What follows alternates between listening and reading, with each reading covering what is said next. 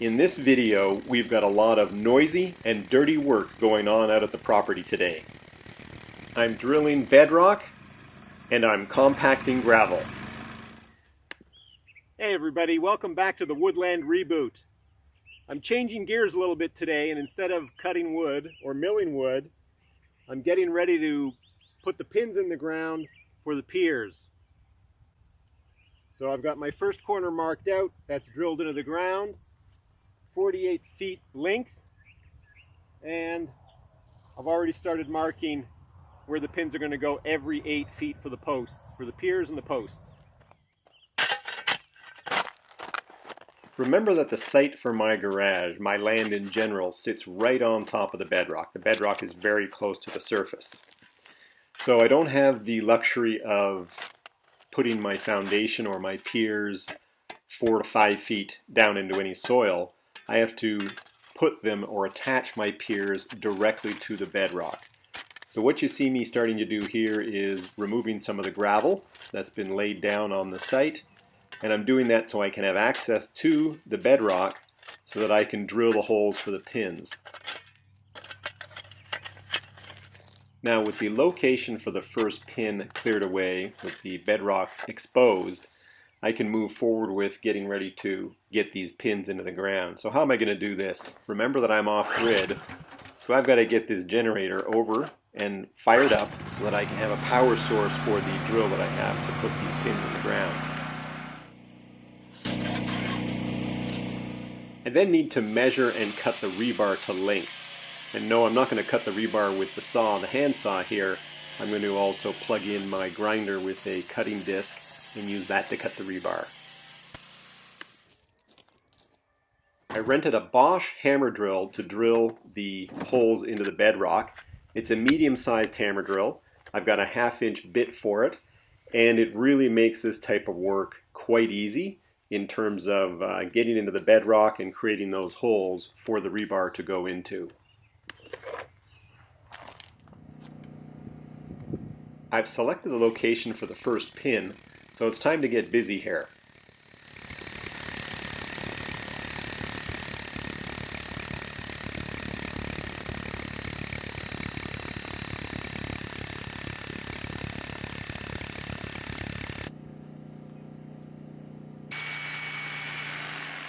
This is the all-important first pin. I'm not going to glue it in at this time, I'm just going to do a dry fit, and this will allow me to get on with doing the first and initial measurements for this first side of piers, where to site them, and then from there, once I get that second pin in at the far end, I'll be able to locate the other corner pins. I pull the tape measure tight to get out the slack, and there you can see from the one pin already set in the ground, the building is going to be 48 feet in length.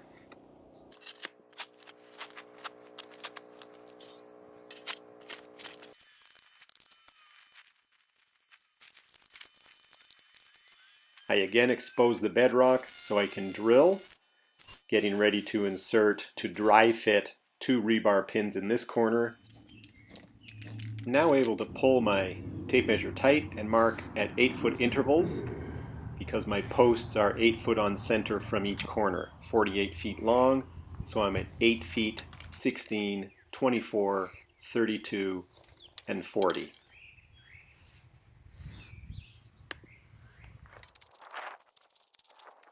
At this point in the exercise, when I've got the post locations marked, it becomes an operation of a lot of digging and grinding in terms of trying to get this gravel up and off of the bedrock.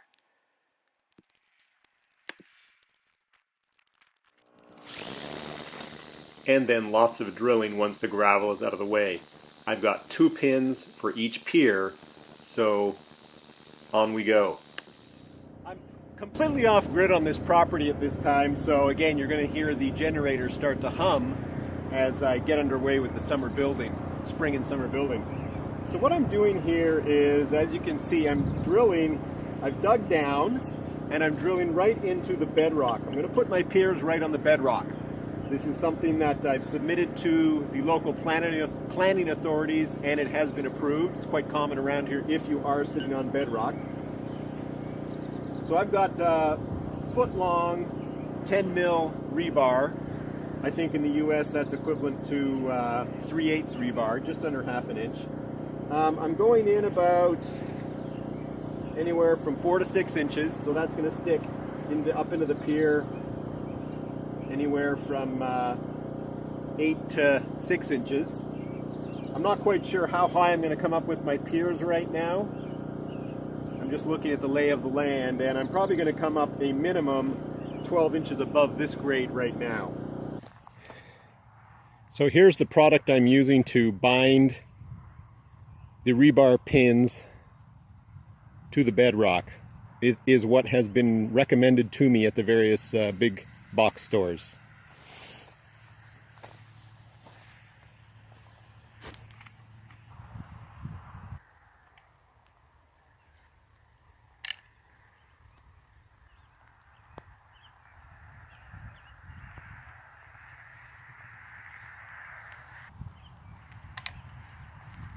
The Sika adhesive sets up and is rock hard in 10 to 15 minutes, depending on the weather. It allowed me to move very quickly towards measuring the other corners. Now there's a pin there, and there's a pin here, both marked in red. Those are exactly 48 feet apart, and there is there is a straight line between those two pins. Now, to get my corner situated over there properly, I'm going to use Pythagorean's theorem, a squared plus b squared equals c squared. I've done that, and so I've got one side of the triangle that's 48, I've got another side of the triangle that's 32, and when you run that calculation, that is 57 feet 8 inches and a quarter. Well, you can see what I've done. I've hooked up one tape measure to that pin that marks the corner. That's going to be complemented by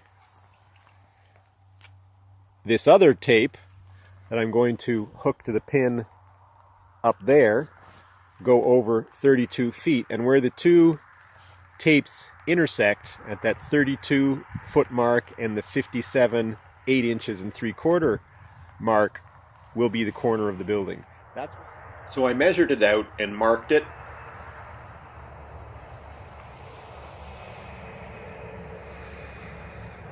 And then I moved on and did the same thing in the other corner. And you can see those.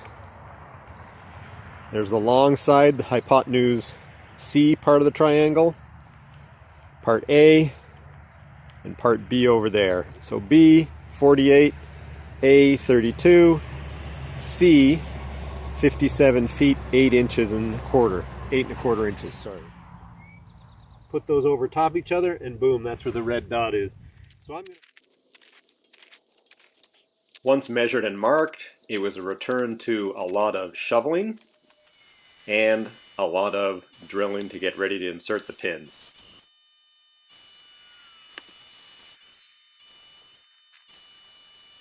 I survived all the shoveling and the drilling. It was hard work, and now with all the rebars firmly in place and anchored, I came back a few days later with a compactor in tow.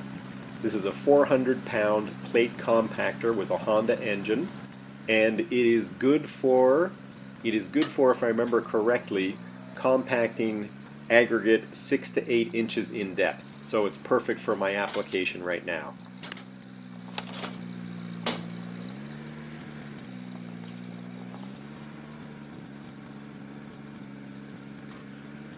I've rented myself a 400-pound compactor to compact this initial layer of gravel on the pad area.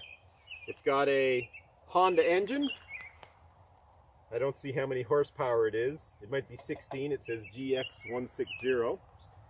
And got it from a contractor rental store 20 kilometers down the road in a town called Kempville. So let's see how I get on with this today. I have never used the compactor before. This is hydraulic, meaning that it's got a lever here to go forward and reverse.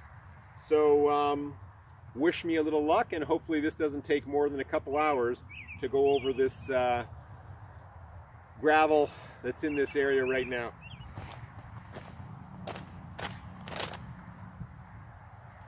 Choke is on, fuel is on, start button is on.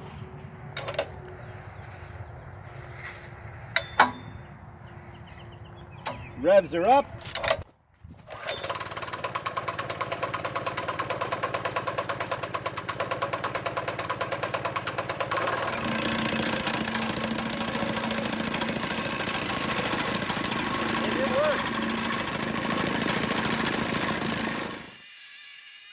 It's a very easy machine to use. It doesn't take very long to become accustomed to it. The hydraulic forward and reverse, of course, makes it very easy. And in the end, it probably took me about 2 hours to go over the pad, the 32 by 48. The next layer of gravel, I will not only do the compacting in one direction, I will cut across the gravel in the other direction as well. Hopefully that will compact it and make it that much better for the pour, the concrete pour that's to come in the future. Okay everyone, that's it for today's installment. Please hit that like button, share, and the biggie, subscribe. I hope you're enjoying the content, and I hope you're going to stick around and follow through with me until I get this 32 by 48 garage or shop built, and then I'm going to move on to some other projects. Thanks again for watching. Have a good week.